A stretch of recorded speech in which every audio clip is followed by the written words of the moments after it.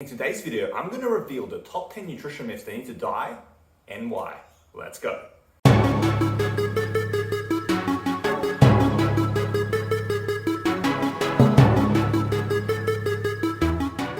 Hi, I'm Alexa, Sports Dietitian, Nutrition Coach. Welcome again to one of my videos. Now, before we get into today's myths, do remember to subscribe and also ring that bell so you can stay in the loop with every video that I release. So the reality of the matter is that there's a lot of nutrition information out there that's not correct. I see it time and time again, and it leads athletes astray. Because when you have the wrong information, you're obviously going to be doing the wrong thing, or you're going to be having the wrong mindset, and both of these are not conducive to long-term success with your nutrition, sport, and fitness. So that is why it's my duty to address this, reveal the nutrition myths, so you know what to not believe and what to believe. Today, you're going to learn what not to believe so you can become better at your nutrition. So without further ado, let's get into the list. Myth number one is that low-calorie diets are necessary for fat loss. Now, this is incorrect because the reality is you have to just be in a caloric deficit to lose weight. And a caloric deficit is going to be different for every individual. But even then, that doesn't mean you have to be low calories. It doesn't mean you have to be eating 1,200 calories. You could hypothetically be eating 2,000 calories, and if that's your deficit, you will lose weight. So you've got to be careful not to be too strict and too significantly low, otherwise it can impact you and lead to a lack of success rather than success. Myth number two is that low carb is the way to go. Now, if you followed my content long enough, you know that I'm a big advocate for carbs, for athletes, and for everyone really, because it can form a good part of a diet. But there is a lot of carb hate out there and promotion of low carb diets and no carb diets, virtually keto and that sort of stuff. But the truth is that carbs are our primary fuel source, so you need carbs to perform at your highest level. And that's not to mention the fact that carbs are delicious and just a great part of a diet. So yeah, trust me, it's safe to eat your carbs. Myth number three is that supplements can fast track your results. Not true. So supplements are supplementary, okay? They're just added on top of a nutrition plan that already is robust, or that's the way it should be at least. But what you see time and time again is people are using supplements as this magic solution, as this way to really fast track results in and of itself. That's just not how it works. Not even for supplements that actually have been shown to be effective. Definitely not how it works. And for supplements that don't work, well, they don't work. So yeah, supplements are like the cherry on top of the sundae if you're doing everything else right, but they're not going to be this fast track solution. Trust me on this, they're not going to just kind of make your nutrition if everything else is not where it needs to be.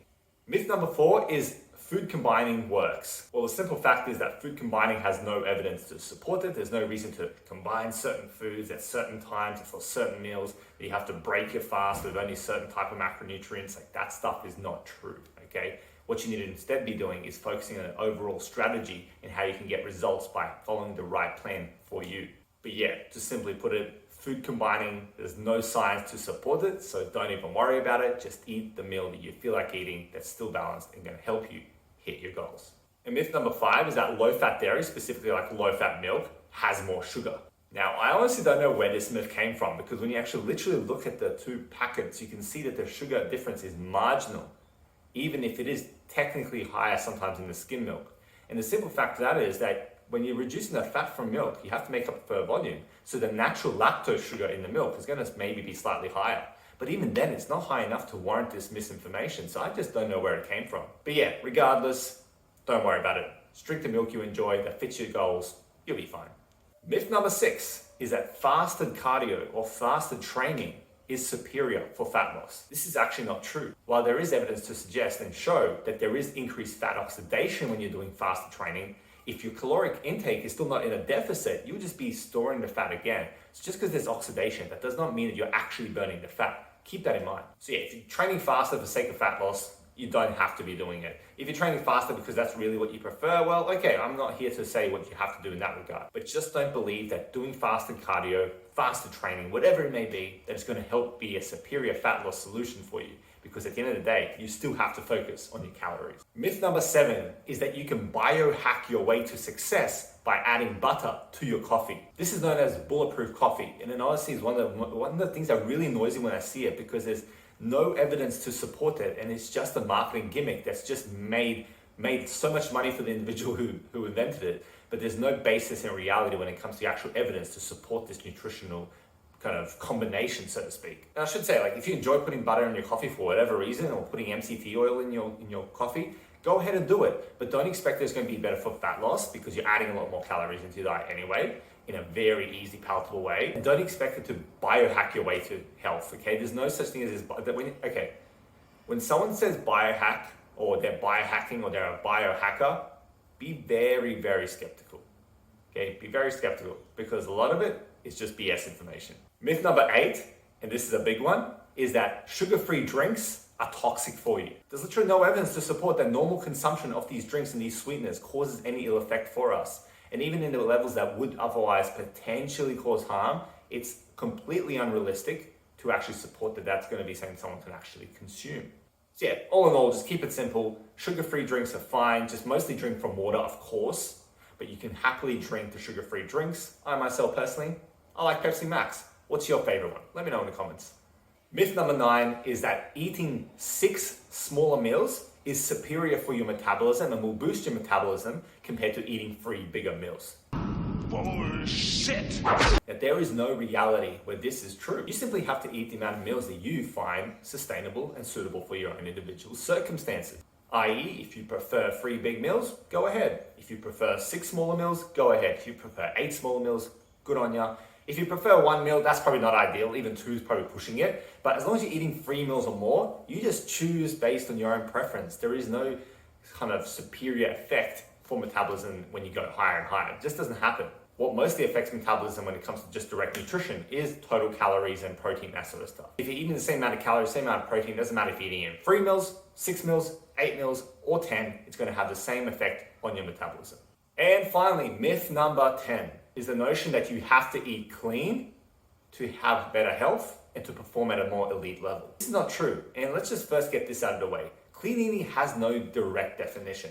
There surely has been the definition of clean eating put onto many different diets over the years. And you could just make your own diet and say, this is clean eating because this other stuff that we're avoiding is this, this, and this. But clean eating in itself does not have a direct definition. So that already is a red flag. And then the whole notion you have to be super strict with your nutrition to be successful is also wrong, because studies have shown that flexibility in nutrition helps with sustainability of a plan and therefore long-term success. Just together with the fact there are really no good and bad foods, just more healthy and less healthier foods, foods you got to eat more of and foods you got to eat more strategically. You can see quickly that clean eating in itself is just saying that if you prefer clean eating, go ahead. On paper, there's nothing that suggests that clean eating is bad. Of course, technically, if you're avoiding all those foods that potentially could cause you issues if you overeat them, then of course the clean eating diet can be healthy. But for most individuals, us as humans, we just want more flexibility in our nutrition. We want to be able to eat our favorite foods. And if you put yourself in the pigeonhole of, I have to eat clean and I can't eat anything else, it just puts a lot of overwhelm on you. That's all I'm saying.